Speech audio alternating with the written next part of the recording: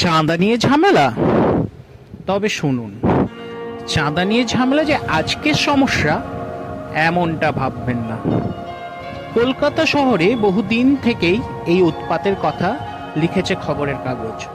1840 সালের সংবাদ ভাস্কর পত্রিকায় প্রকাশিত একটি খবরে জানা যায় যে বেহালা নিবাসী মান্য বংশ সাবর্ণ মহাশয়ের দিকের যুব সন্তানেরা বারোয়ারি পূজার নিমিত্ত অনেক লোকের উপর অত্যাচার করিতেছিলেন। তাহাদিগের দৌরাত্মে বেহালা নিকট দিয়া ডুলি পালকিতে গমনাগমন অসাধ্য হইয়াছিল, বিশেষত স্ত্রী লোকের ডুলি পালকি।